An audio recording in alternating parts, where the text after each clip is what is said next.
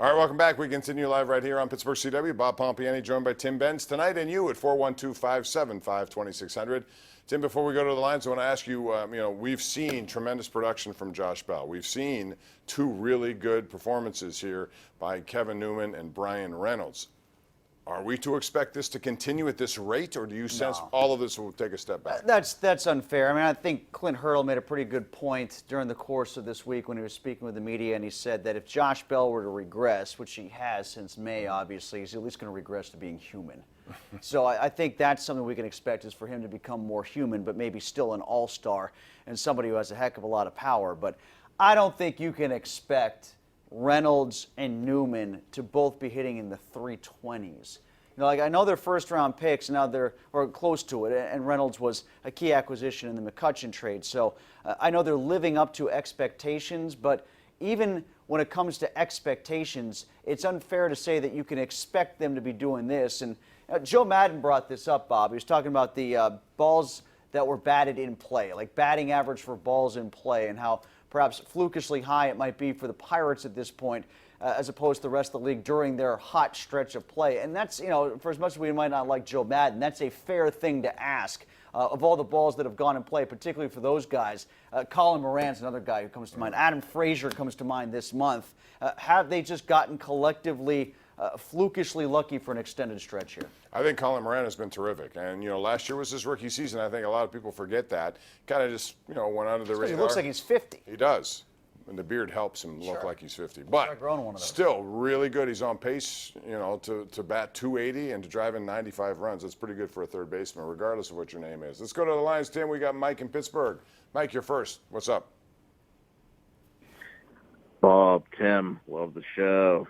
How are you? First off, Pirates have to be sellers. I know people are excited about the winning, but you got to stick to the original plan.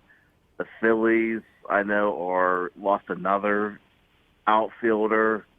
If you can get a decent return for Marte, I would definitely try. I don't know what you're going to get. I know the Phillies are probably not going to want to give up a lot, but so you say this, think about next year. You say this even though they're within striking distance, and let's say they continue to be by the end of the month. Let's say they're a game out, and the way this division has gone, I wouldn't be surprised by that. So you're telling me you still would trade in order to look for the future while you're in the present? I agree with you, but I would go back to Tim's point in that this is kind of fool's gold, more on the Brewers and Cubs side. Those teams are probably going to get a lot better, and really we don't have much to offer as far as a trade. Thanks, Mike. So what do you think? No, I wouldn't trade Marte at this point. How about Vasquez, who you got a really good offer?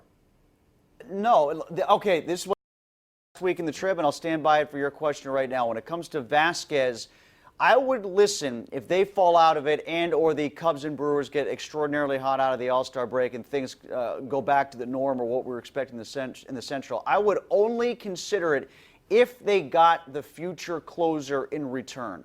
Because, Bob, they've done this a dozen times over now. They've had lots of good closers here in Pittsburgh, even when they've not been good, and most of the trades have not worked out unless the future closer was brought back in the deal. Yeah, Neil Huntington has had a knack for bringing those guys back, and boy, the Washington Nationals regret trading Vasquez.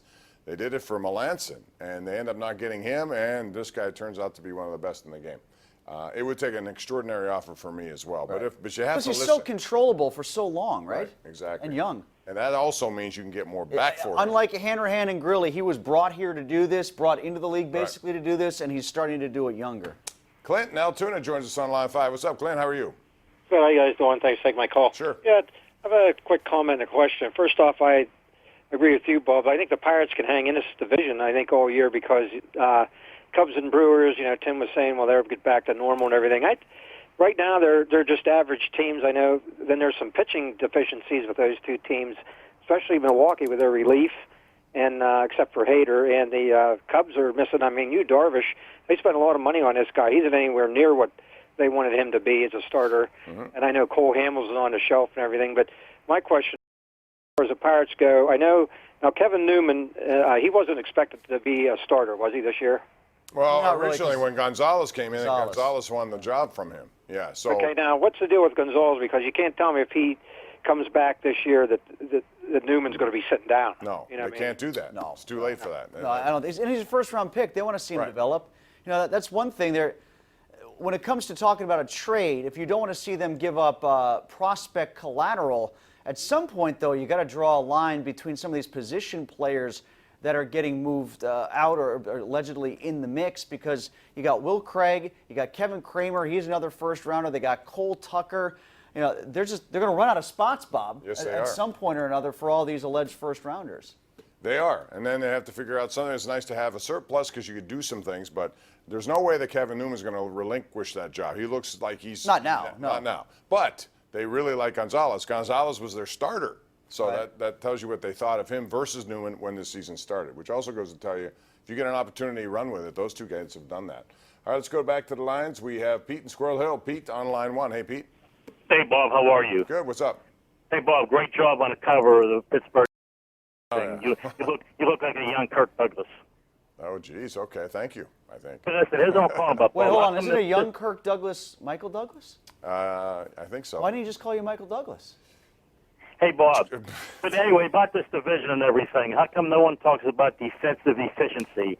The Pirates are the worst in the league. The Cubs are right behind them, and then the Brewers behind them. Over the 162-game schedule, Bob, this isn't the NFL. You're not projected to go 7-9, get a few breaks, go 9-7, get a wild card berth.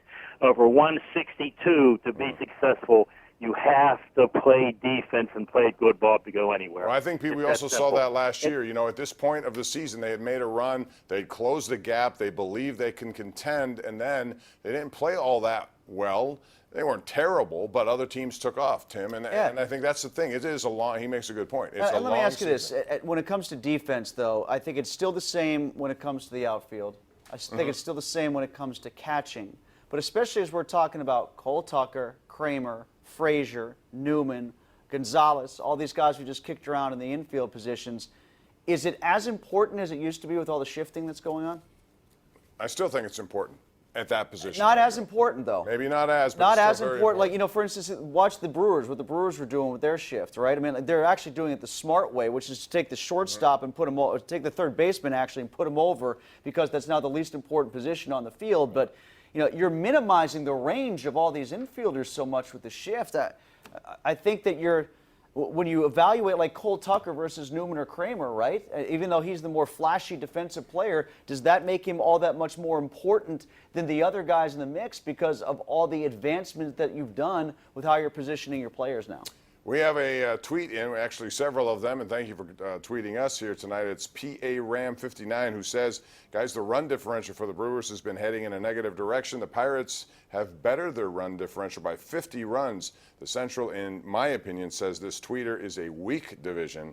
No team is in runaway mode. And probably, I don't know if I'm going to say it's going to continue this way all the way to the end. I can't believe that would be the case. I think somebody's going to jump out, but I felt that from the beginning, and it still hasn't happened. Well, right, and sort of to prove that point, the previous caller who was pointing out all the deficiencies of the other teams, well, you know, if you want to tell me that Yu Darvish has been a bust for the Cubs, okay, well then what's Archer been for the Pirates? If you want to talk about the lack of help relief-wise prior to getting to Hader for the Brewers like the caller did, well, okay, I can say, well, where's Keone Kela been? And Kyle Crick has been less reliable over the last few weeks, and they have some other middle relief problems throughout the course of the year. So I think if you're trying to focus on the negatives of the other teams to make yourself feel better about the Pirates, then you have to look at the Pirates as well, and that's why, Bob, you got 5 teams separated by 4.5 games. That's exactly right. Nunzio and Braddock is on the line right now. Hey, Nunzio, how are you?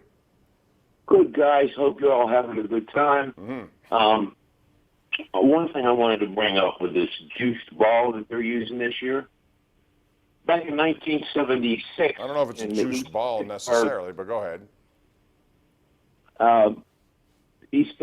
Pittsburgh Softball Association decided to use what they called a TN Poly ball. Now, that ball had a core on it that you wouldn't believe. And the balls came back when they shot, somebody hit the ball hard, they come back at you like nobody's business. If you're pitching and that ball comes back like that, there was 2 people killed in Florida. One got hit in the head, One got hit in the Well, chest. I think your and point he is died. you think there's a big home run total, which there is. Do you think it's that, or do you think it's just bad pitching? Because I think there's a lot of bad pitching. I think it's a going around. combination of everything, but I'm not going to be naive enough and say, well, they're definitely not winding the balls tighter. I mean, I know what he's talking about. There's different kind of. I mean, but I'm not going to say it's just that. I mean, if you say no, it's not just 'cause that. It's not just that because, as Hurdle points out all the time, they're swinging different. Right. Pitchers are pitching differently.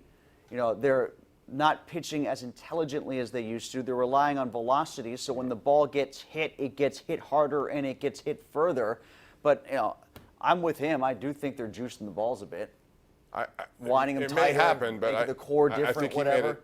At least maybe I mistook what he said, Nunzio, but I thought he made it sound like that's the reason, and that's not the Not reason. the only It reason, may be but a I think reason. it's a reason, yeah. Right, it may be a reason. All right, we're going to take a break. Waylon, Bert, and Rick all coming up next right here live on Pittsburgh CW.